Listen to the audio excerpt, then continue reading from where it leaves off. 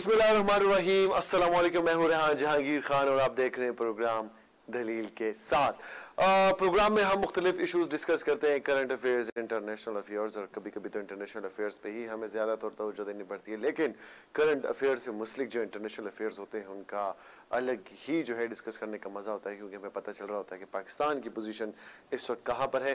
काफ़ी डेवलपमेंट्स हो रही है पाकिस्तान की पॉलिटिक्स में।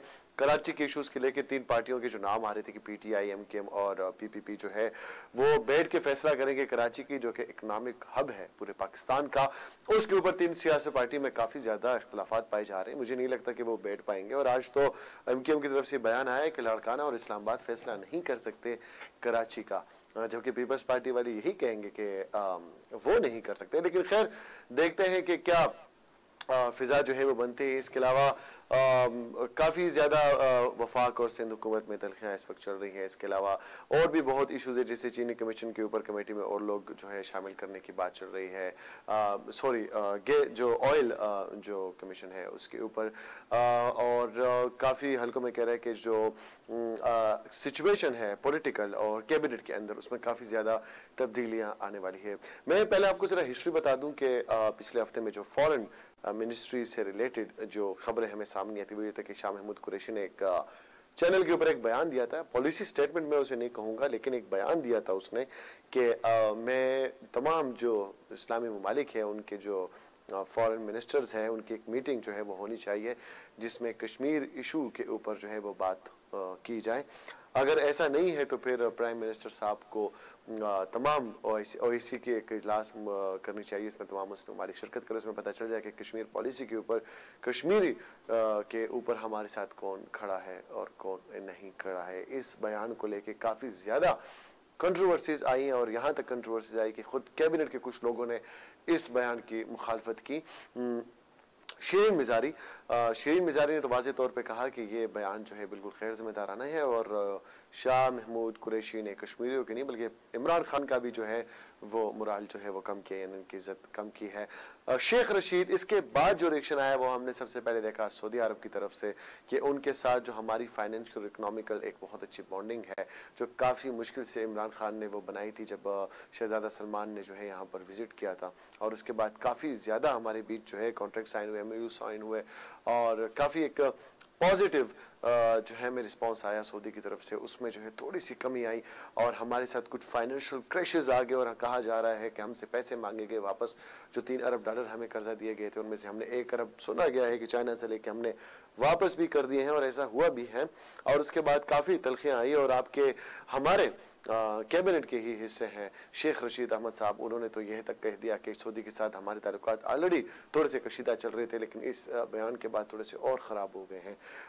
उस बयान के बाद अपनी फाइनेंशियल पोजीशन और इकोनॉमिक जो हमारी बॉन्डिंग है सऊदी उनके साथ सेट करने के लिए, उनके साथ ठीक करने के लिए हमारे army chief along with ISI lieutenant general जो जनरल फैज़ हैं ISI के जो चीफ हैं उनके साथ मिलके उन्होंने भी दौरा किया है सऊदी अरब का। आज वो पहुंचे हैं और एक अच्छा मैसेज लेके गए हैं एक, और मुझे उम्मीद है कि he will settle down the things. लेकिन उनके दौरे में क्या क्या मसरूफियत रही, किन से मुलाकातें हुई, एक्सपेक्टेशंस क्या है, हमारे साथ मौजूद है उस्मान मुगल टेलीफोनिक लाइन पर। अस्सलाम वालेकुम उस्मान, आपको मेरी आवाज़ आ रही है?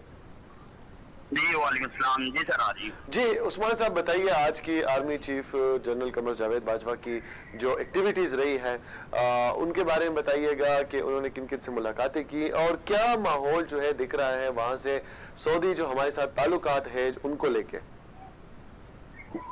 जी बिल्कुल है। आज क्योंकि ये army chief general Qamar Javed Bajwa जो है वो स्टाफ हेडक्वार्टर रियाज का आर्मी चीफ की जानिब से ये दौरा किया गया और ये एक सरकारी दौरा है और Saudi chief of general staff lieutenant general Fayyaz bin Hamid Al-Ruhaili ने जो है वो जनरल स्टाफ हेडक्वार्टर आमद पर army chief general Qamar Javed Bajwa का जो है वो अपने वक्त के हमरा जो है वो खैर मकदम किया। दोनों ममालिक के दरमियान वफूद की सतह पर जो वो ये मुलाकात हुई और मुलाकात में अस्करी और दफाई तावन को मजीद फरोग देने पर भी जो वो तफसीली गुफ्तगू हुई है और इस अहम मुलाकात के अंदर जो वो अवामी दिलचस्पी के अमूर इलाकाई सूरत हाल और खिते की अमन और अमान की सूरत हाल पर भी जो तफसीली बातचीत हुई और इस हवाले से ISI सरबराह लेफ्टिनेंट जनरल फैज हमीद भी जो आर्मी चीफ के हमरा थे, और ये दोनों मुल्कों के दरमियान जो है वो एक अहमियत का हामिल एक दौर है जिसमें आर्मी चीफ जो है वो बजाते खुद जो वो शरीक हुए हैं, और army chief general Qamar Javed Bajwa जो है वो सरकारी दौरे पर सऊदी अरब जो पहुंचे, और उनको जो है वो वजारत दिफा की जानिब से गार्ड ऑफ ऑनर जो है वो भी पेश किया गया। Army chief general Qamar Javed Bajwa जो है कमांडेंट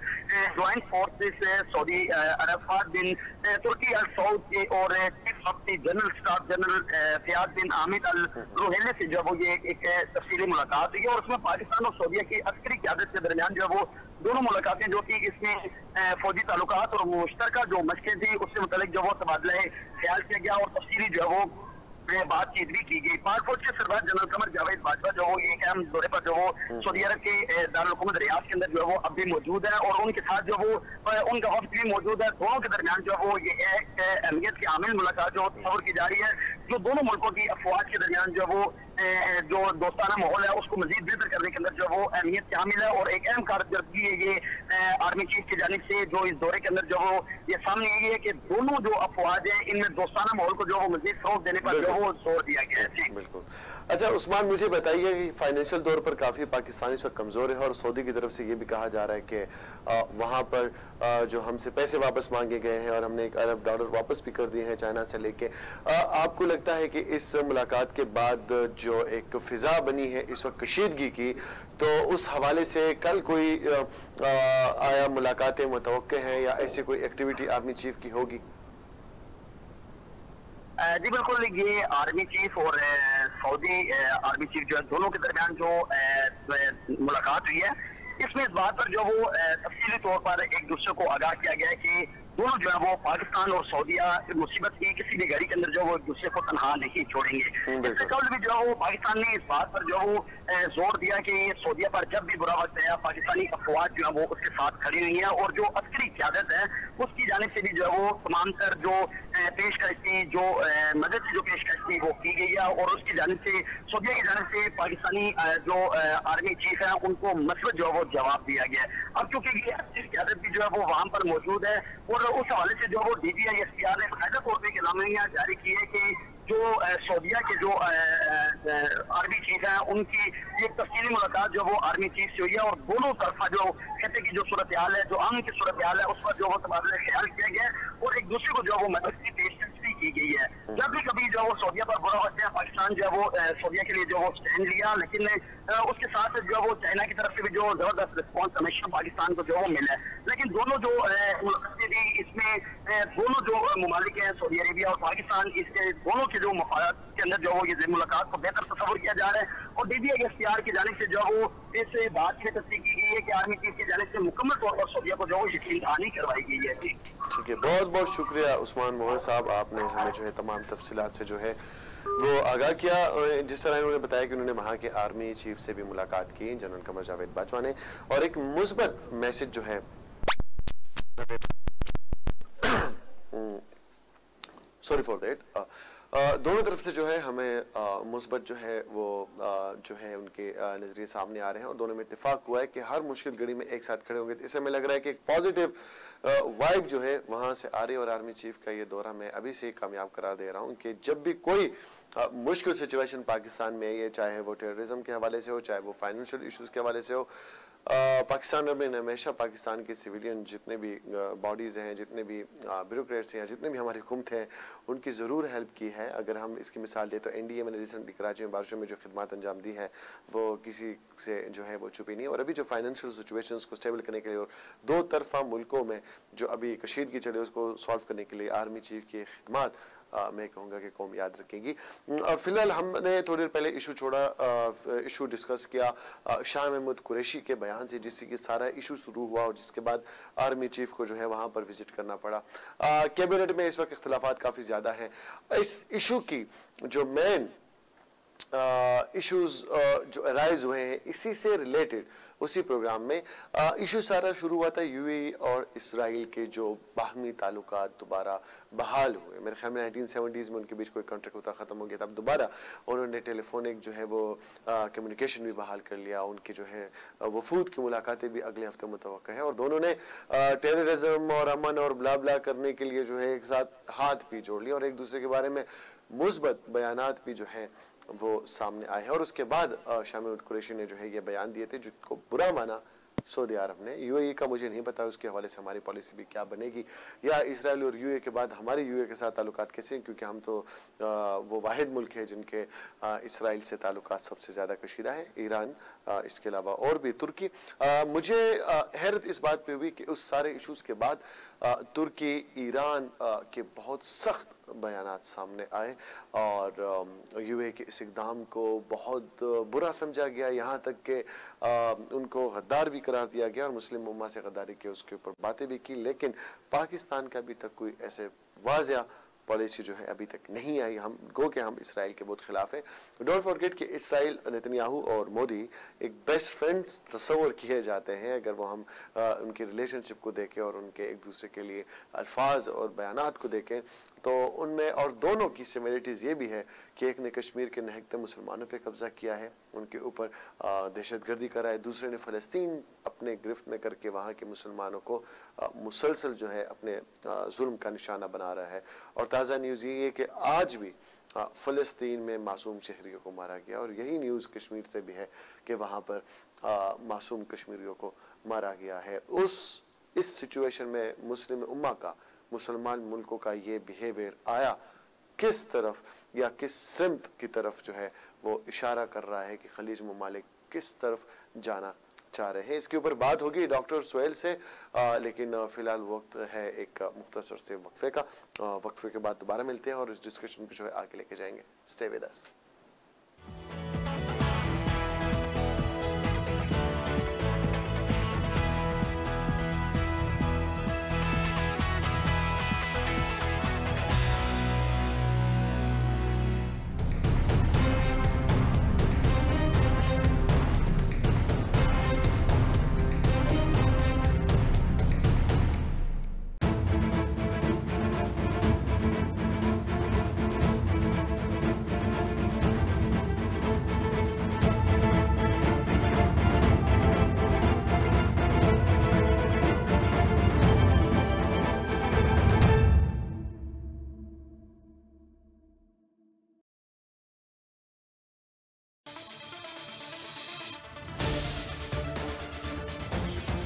जब छाँव धूप में बदलेगी, जब गरीब के घर का चूल्हा बुझेगा, जब इंसाफ एक मुश्किल पहेली बन जाए,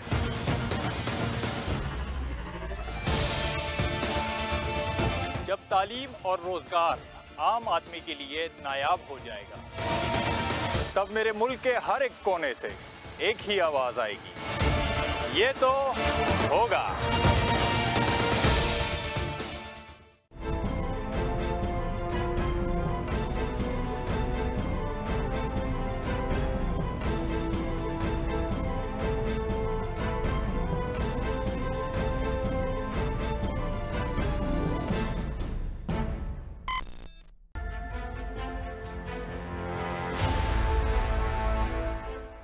हर नया सूरज पाकिस्तान में एक नया मसला साथ लिए तुलू होता है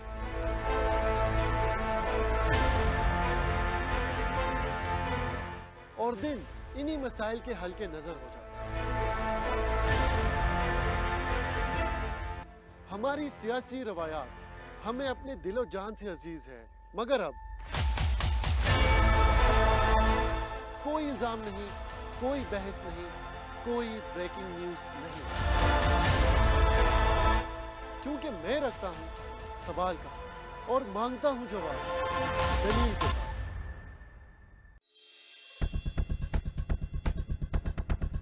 Viewers of Pakistan and the rest of the world, Ray Shams are bringing you a fantabulous and most dynamic program around the globe, which is full of legends, celebrities, politicians, current affairs, entertainment, sports, and much more. So stay tuned on your favorite TV channel, CNN.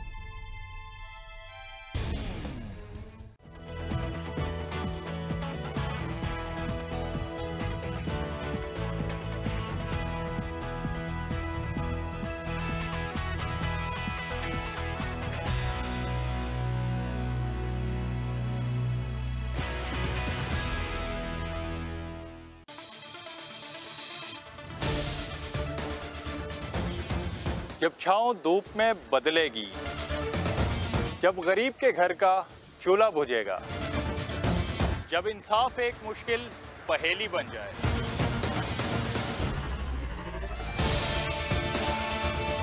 जब तालीम और रोजगार आम आदमी के लिए नायाब हो जाएगा, तब मेरे मुल्क के हर एक कोने से एक ही आवाज आएगी, ये तो होगा।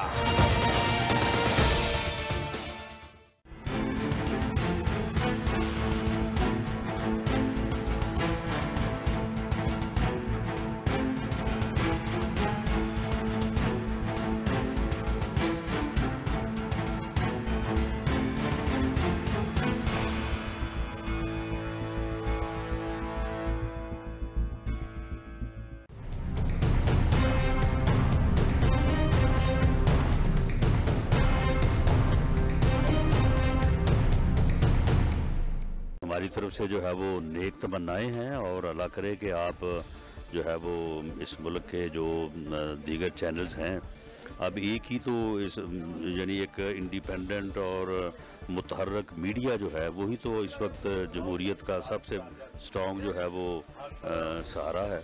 तो अल्लाह करे कि आप भी इसमें अपना जो है वो किरदार अदा करें।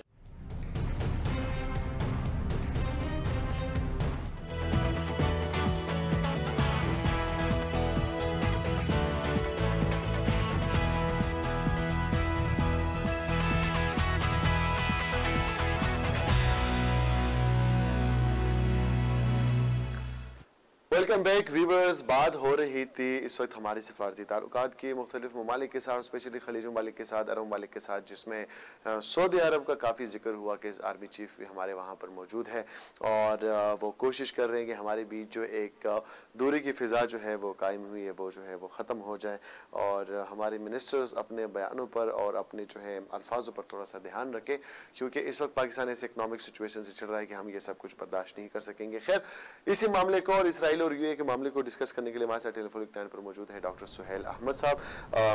बैनुल-अक़वामी उमूर के माहिर हैं और काफ़ी गहरी नज़र रखे होते हैं इंटरनेशनल इशूज़ पर, स्पेशली खलीज से रिलेटेड और पाकिस्तान अफेयर्स पे और हमारे जो इंटरनेशनल अफेयर्स हैं उन पर काफ़ी ज़्यादा उनकी नज़र होती है। अस्सलाम वालेकुम डॉक्टर साहब। वालेकुम अस्सलाम। कैसे मिजाज डॉक्टर साहब? सेहत ठीक है आपकी? अल्हम्दुलिल्लाह ठीक है। ठीक। डॉक्टर साहब, सबसे पहले तो ये बताइए कि हालिया दौरा जो है आर्मी चीफ का सऊदी अरब का कितना मानी रखता है, जो हमारी इकोनॉमिक सिचुएशन है, जो क्राइसिस चल रहे हैं, उस मौके पर हमारे वजीरों के बयानों की वजह से अगर दूरी पैदा होती है उसको काउंटर करने के लिए फिर आर्मी चीफ को जाना पड़ता है। किस अहमियत के हामिल हैं ऐसे विजिट्स और आप सिचुएशन क्या समझते हैं कि सिचुएशन कंट्रोल में हो जाएगी, कोई इतना गंभीर इशू है या नहीं? जी जहांगीर साहब, ऐसा है कि इसमें हमारे वजीरों के बयानात का शायद इतना बड़ा अमल दखल नहीं है जितना इसको बना दिया गया है।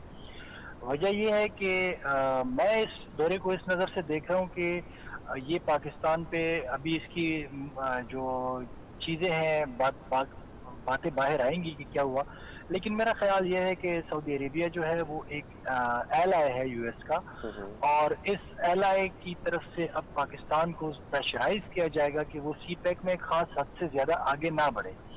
तो मेरा ख्याल है कि ये अगर ये बहाना इस शाम महमूद कुरैशी का बयान ना होता तो एक महीने बाद कोई और चीज निकाल देते वो। Exactly. लेकिन उन्होंने ये एक प्रेशराइज करना ही था इस वक्त।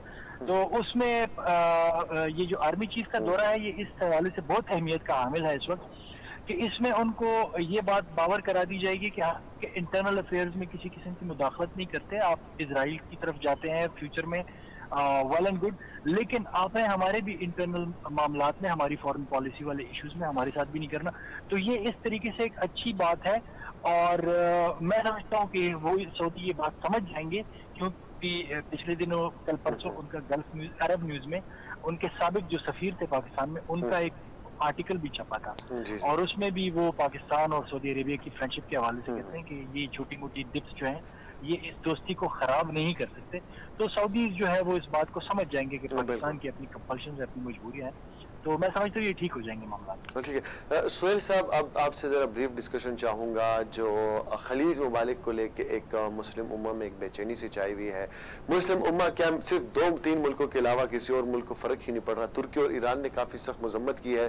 जो रिसेंटली UAE और इसराइल के दरमियान जो किस्म के ताल्लुकात बहाल हुए हैं, एक दूसरे को सपोर्ट करने की, सफारती अमला जो है वो तैनात करने की, और ब्ला ब्ला ब्ला जो उनके बीच में हो रहा है, आपको नहीं लगता कि सिवाय 1-2 ममालिक के, तुर्की और ईरान और पाकिस्तान की पॉलिसी जो उनके वाज़ेह तौर पे नहीं सामने आ रही है, सोशल मीडिया पर तो बहुत धूम मची हुई है, लेकिन हमारे ऑफिशियल्स की तरफ से, हमारी हुकूमत की तरफ से ऐसा कुछ सामने नहीं आ रहा, आपको नहीं लगता कि UAE जो कदम उठाने जा रहा है ये तमाम खलीज ममालिक के लिए, जितने भी अरब कंट्रीज हैं उनके लिए भी एक रास्ता खोल दे? क्योंकि आई थिंक अगर कोई चुप है, कोई बोल नहीं पा रहा है, तो इसका मतलब है सब इसराइल से दोस्ती के ख्वाह हैं या ताल्लुकात बहाल करने के ख्वाहिशमंद हैं।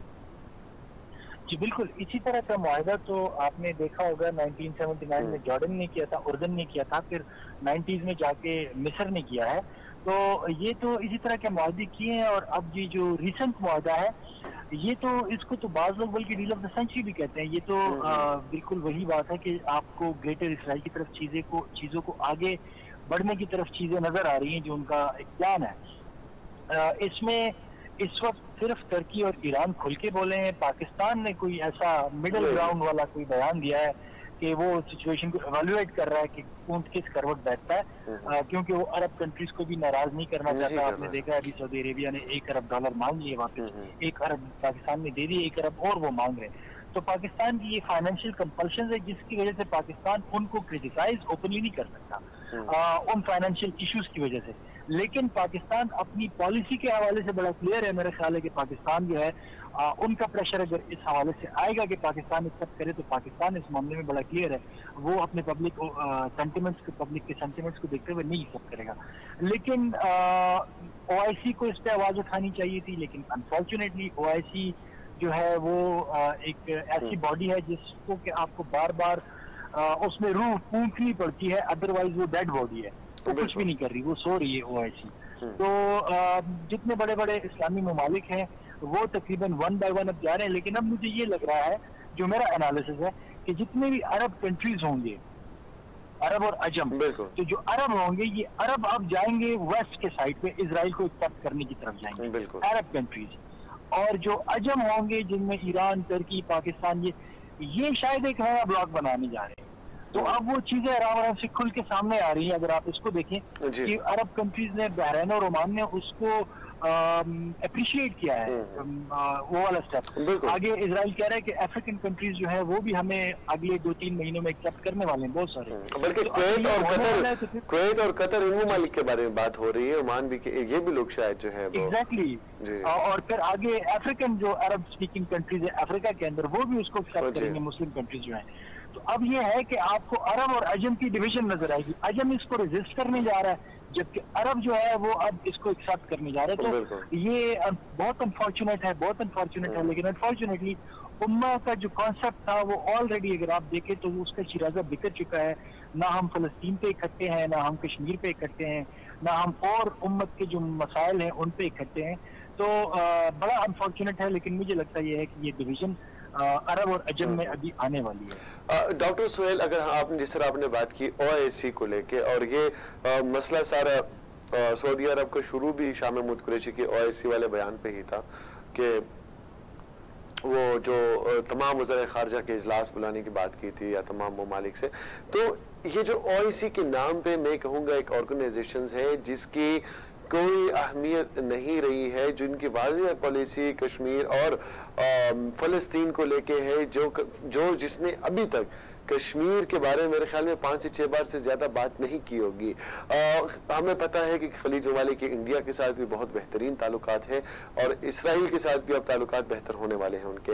और इसराइल और इंडिया दोनों बेहतरीन दोस्त समझे जाते हैं। नेतन्याहू और मोदी का आपको पता है कि बहुत गहरा एक रिलेशनशिप है, चूँकि पॉलिटिकल रिलेशनशिप है, लेकिन है बहुत बेहतरीन रिलेशनशिप है। इसके अलावा पाकिस्तान के तो दोनों ही दुश्मन है, क्योंकि इसराइल सबके साथ दोस्ती का सोच सकता है। पाकिस्तान के बारे में कोई बयान भी नहीं देता, ना पाकिस्तानी देते हैं। तो आपको नहीं लगता कि पाकिस्तान को इस वक्त एक तरफ हो जाना चाहिए अरब अजम के, जो आपने एक टर्मिनोलॉजी सेट की है, तो जिस तरह तुर्की ने खुलेआम मुखालिफत की, ईरान ने खुलेआम मुखालिफत की, पाकिस्तान क्यों नहीं कर सकता? देखिए आपकी बात बहुत जबरदस्त है, लेकिन मेरा ख्याल है कि ये प्रैक्टिकल नहीं है। प्रैक्टिकल इस वजह से नहीं है कि अगर इस वक्त अरब को पाकिस्तान कम्प्लीटली छोड़ देगा तो अरब हुक्मरानों की तो अपनी कमजोरियां हैं, वो कम्प्लीटली इजराइल इंडिया के लॉबी में चले जाएंगे। तो पाकिस्तान को उनके साथ भी बनाए रखना है, अरब के साथ, कि वो उनको पूरी तरह निगल ना पाए।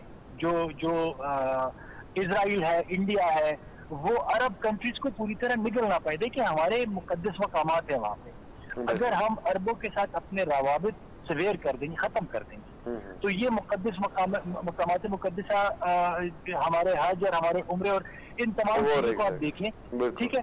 ये इस वजह से पाकिस्तान को उनके साथ अपना एक रिलेशन अरब के साथ रखना होगा, उनको बताना होगा कि देखें ये आप यहाँ पे ये कर रहे हैं, क्योंकि अरब कंट्रीज की बहुत सारी कंपल्शन है। उन्होंने अनफॉर्चुनेटली अपना डिफेंस डेवलप ही नहीं किया, उन्होंने वेस्ट की इनग्रेस अपनी सोसाइटी में बहुत ज्यादा हो जाने दिए, और उसकी वजह से अब वो प्रॉब्लम में है। वो रियलाइज कर रहे हैं कि वो जो कर रहे हैं वो ठीक नहीं है, लेकिन उनके पास और कोई चारा नहीं है। वो बहुत सारे देखें आप, जमाल खशोगी के मामले पे किस तरीके से मोहम्मद बिन सलमान को ब्लैकमेल किया जाता है, ठीक है। उन्होंने गलतियां की है माजी में जाके, अब वो उससे नहीं निपट सकते।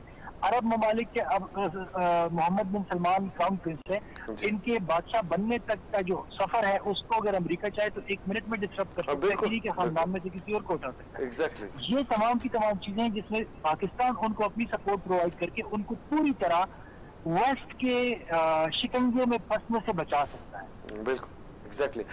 सुहेल साहब, एक सऊदी अरब ने कुछ अरसा पहले एक स्टेप उठाया था और एक इत्तेहादी अफवाज का एक बनाया था मुसलमान मुल्कों के, अगर आपको याद करो, जिनके पहले कमांडर इन चीफ भी हमारे ही एक्स आर्मी चीफ जनरल राहील शरीफ थे, और उसका मेन मकसद यही था कि इस्लामी ममालिक में जितने भी मसले चल रहे हैं टेररिज्म के या उनके ऊपर कोई इन्वेजन है, उनके खिलाफ ये अफवाज या ये फोर्स जो है वो इस्तेमाल की जाएगी। वो फोर्स ना फ़लस्तीन गई, ना चाइना गई, सॉरी कश्मीर गई, ना किसी ऐसे कंट्री गई जहाँ पर इस्लामी जो हमारे मुसलमान भाई है वो मसले में है। तो उसका मकसद क्या था फिर? और अगर इसराइल के करीब ही होना था तो 4 से 5 साल पहले ये दिखावा और ये अफवाहें और ये फौज बनाना, ये फोर्स बनाना, इस सब के पीछे क्या मकासद हो सकते हैं?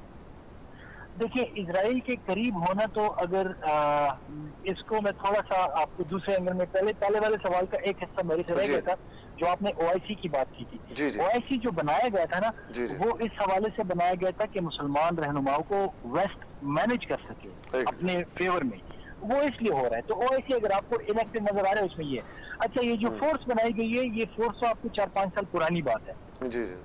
उस वक्त आपको जो यमन के हालात थे उसमें आप देखें, ईरान के साथ सऊदी अरेबिया के मसाइल थे, वो तमाम मिडिल ईस्ट के अंदर जो मसाइल थे, सऊदी अरेबिया को अपनी सिक्योरिटी के हालात जो थे उसके हवाले से उन्होंने वो बना ली, लेकिन उसमें भी उन्होंने बहुत सारे मुसलमान, पर्टिकुलरली जो सेक्ट जिनका अलहदा है, शिया कंट्रीज है, उनको उन्होंने जगह कोई नहीं दी, स्पेस कोई नहीं दी। लेकिन जो अब आप देख रहे हैं कि ये इनके जो मामला तेज हुए, आपको अगर मैं बताऊं, if I am not wrong, आप कोई मेरे साथ डिसएग्री कर सकता है, ये जो पिछले साल प्राइम मिनिस्टर ने United Nations, prime minister of Pakistan ने यूनाइटेड नेशंस में अपनी स्पीच की है ना, तो अरब को वेस्ट में मेरा ख्याल है ये बावर कराया है कि ये जो पाकिस्तान है, सऊदी अरेबिया को पर्टिकुलरली, ये तो आपसे मुस्लिम वर्ल्ड की लीडरशिप छीन जाएगा एग्जैक्टली, साथ मिलकर। एग्जैक्टली। ये जो इजराइल और इनके साथ जो डीलें हो रही है ना, ये अब उसके बाद ज्यादा तेज हो गई है कि भाई हमें लीडरशिप पोजीशन में रहना है, हमें वेस्ट के ज्यादा करीब जाना है ताकि हमारा अपर हैंड रहे। उसमें वो गलतियां कर रहे हैं अरब कंट्रीज, लेकिन वो अब कर चुके हैं, ठीक है। तो वो फोर्स अपनी जगह है, लेकिन ये जो रिसेंट डेवलपमेंट इतनी तेज हुई है ना, ये मेरा ख्याल है कि ये उस चीज के बाद है कि अरब कंट्रीज के अंदर अब एक इनसिक्योरिटी आ गई है कि हमारे अलावा भी कोई लीडर मुस्लिम कंट्रीज में से उठ के और मुसलमानों बोल के सकता बोलने है। वाले हैं। एग्जैक्टली जिस तरह उर्दुगान बोलता है उसी तरह जो है इमरान खान ने भी अपने यूनाइटेड नेशन की स्पीच में बड़ी साफ कश्मीर पॉलिसी और हर एक मसले को जो है वो उजागर किया है। लेकिन मैं मानता हूं कि यूनाइटेड नेशन में खान साहब की तकरीर ने पाकिस्तान का काफ़ी जो है नाम दुनिया में फैलाया और जिस तरह वेस्ट भी सोचने में मजबूर हो गया कि पाकिस्तान अब कुछ कर सकता है, पाकिस्तान स्ट्रांग हो गया था इमरान खान साहब के बाद। लेकिन क्या हम फाइनेंशियली इतने कमज़ोर हैं जिनकी वजह से हमारे मोरल्स भी, जो हमारे मोरल कहेंगे कि एक सोच है, वो भी इतनी कमज़ोर होगी कि हम खुल के यूएई या खलीज ममालिक की गलतियों पर जो है वो बात नहीं कर सकते? और हम ही क्यों, we are the only atomic power in Muslim उम्मा, सो हमें ही क्यों, क्या या हमारे पिछले हुक्मरानों ने हमारे मुल्क को माशी तौर पे इतना कमजोर किया है कि हमें ऐसे स्टेप्स उठाने पड़ते हैं?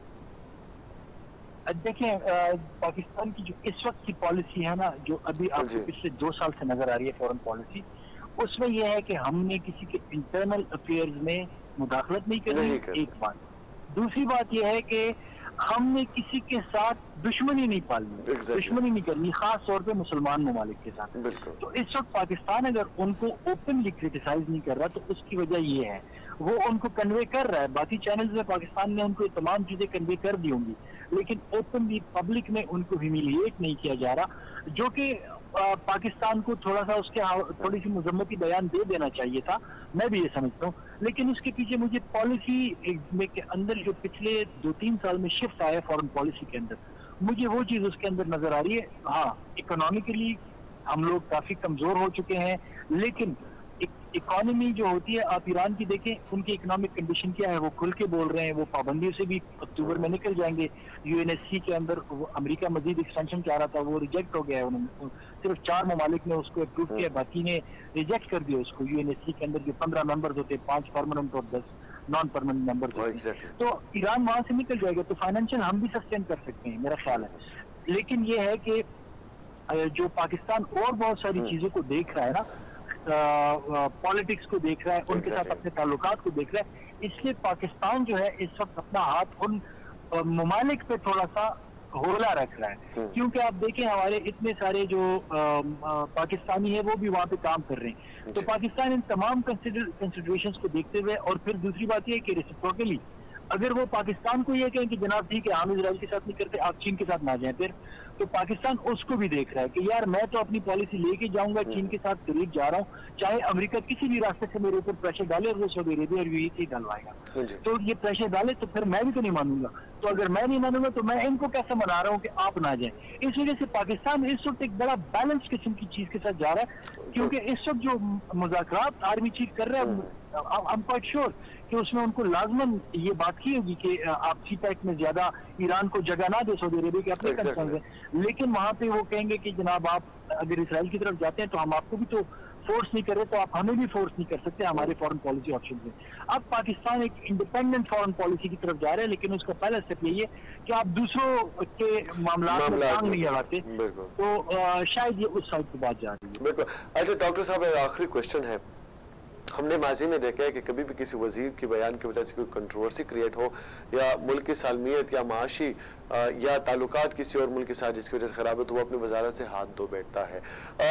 कल से अफवाहें चल रही है शाह महमूद कुरैशी के बयान के बाद, उनके अपने ही कैबिनेट के कुछ लोगों ने कि शहीद मिजाज ने तो खुले तौर पर कहा है कि उनका बयान गैर जिम्मेदाराना है, और उसने कश्मीरियों के नहीं बल्कि इमरान खान का भी जो है वो एक किस्म का उन्होंने वो डिक्लेरेशन किया है। लेकिन आपको लगता है कि इस सारे मामले में शाह महमूद कुरैशी के बयान जो है वो गैर जिम्मेदाराना था, और अगर गैर जिम्मेदाराना है तो जिस तरह कल से अफवाहें चल रही हैं कि वो अपने वजारत से हाथ धो बैठेंगे इसी वीक में, तो आपको ऐसा कुछ लग रहा है?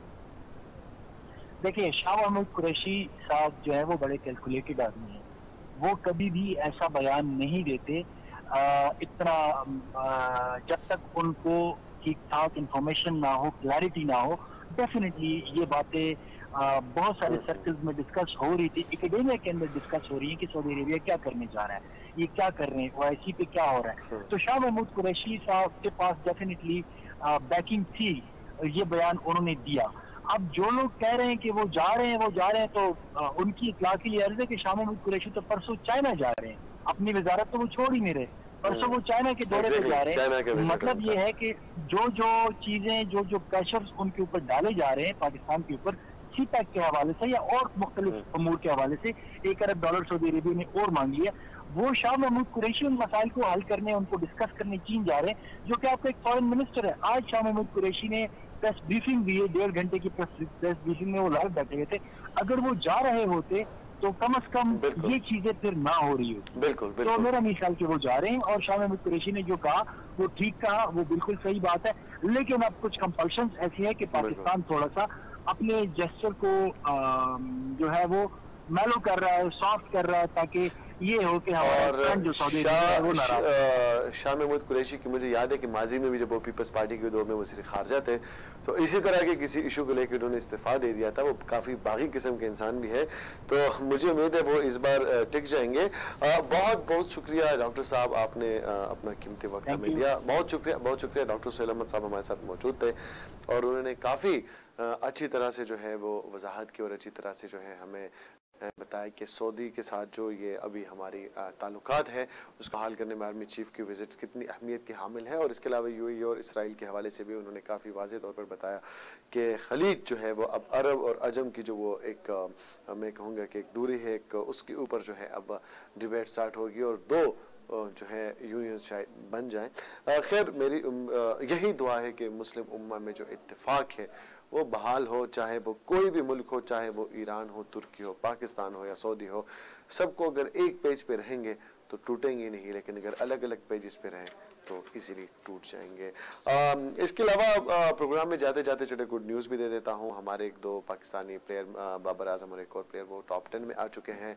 टेस्ट सीरीज़ मेरे ख्याल में हम लोग जो हैं बुरी तरह हार रहे हैं, लेकिन फिर भी हम लोग जो है वो काफ़ी अच्छा जो है परफॉर्मेंस प्लेयर्स की तरफ से जो है दे दी गई है। इसके अलावा और जो है वो ये है कि वफाकी वज़ीर जो है असद उमर साहब, उन्होंने एक बहुत अच्छी बात की थी कि अवाम ने जो -1 यानी कि माइनस इमरान खान के बगैर हुकूमत है वो रिजेक्ट कर दिया है।